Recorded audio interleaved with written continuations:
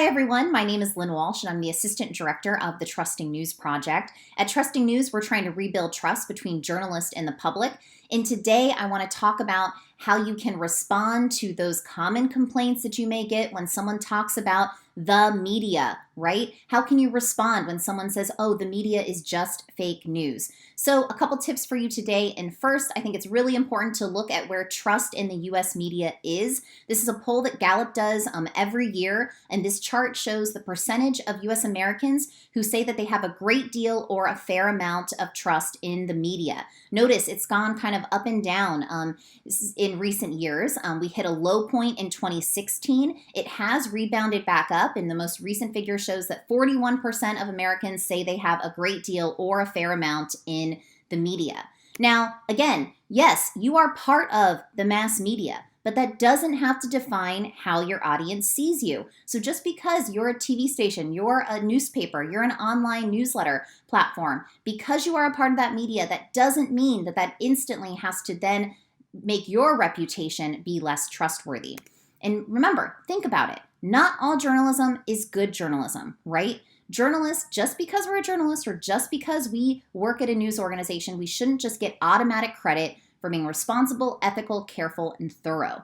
And think we do value skepticism, right? And journalists have high standards for each other. So it's okay to differentiate yourself from the media and how people feel about it. And just doing good journalism is not going to lead to automatic trust. So what should you do? You need to talk about what makes your work trustworthy. Don't try to defend the whole industry. That's not possible and it's not accurate. There's some content out there being produced in the name of journalism that I would not necessarily stand by. So defend your work. Defend what you do to make your work trustworthy. How are you going to do that? You're going to do that by telling a story about your mission. What do you value? What are your goals in coverage? Talk about your ethics. Yes, journalists have ethics. Not everyone thinks that. Let's explain to them what that means and all the ethical decisions we make day in and day out. And let's be transparent about our news processes behind the work that we do and other people in our newsroom do every day. How can you do that? Explaining your values, specifically talking about your approach to election coverage, but also you can just talk about your values in general. Talk about what kind of stories you're going to cover. Are you committed to covering local stories? Explain that. Talk about how you believe in accuracy and fairness and transparency and how you're going to work to create content that lives up to that. Also, talk about your goals and processes. People have a lot of questions about how we choose which stories to cover. Tell them if we don't and they see another news organization covering something, they are going to assume that we are not covering it because we have an agenda or we're purposefully leaving that out. So talk about your goals and processes.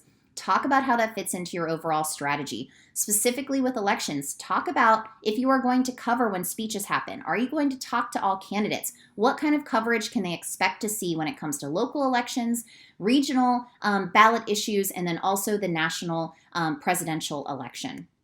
The other thing, let's introduce ourselves. Very few people in the US have spoken or been interviewed by a journalist. They may not necessarily know who you are or even think of you as a real person, as crazy as that sounds.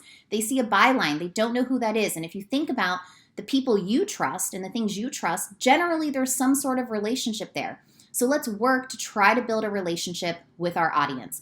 That doesn't mean you need to start sharing all of these personal details about maybe what you're eating or what you think about a certain subject. But it does mean talk about your role in the community. Talk about how you maybe are sending kids to schools in the area or you volunteer at a local church or for a local environmental group, whatever it may be. Don't be afraid to share a little bit about who you are. So those are the tips we have for you today. If you want more, we have a newsletter you can sign up for. We also have a free SMS. Yes, you can get updates and learn how to build trust in your elections through text. And we have more free election help through the Election SOS partnership with Harkin on the website there. And we will be around throughout ONA, so please feel free to connect with us and schedule some one-on-one time. Thanks so much.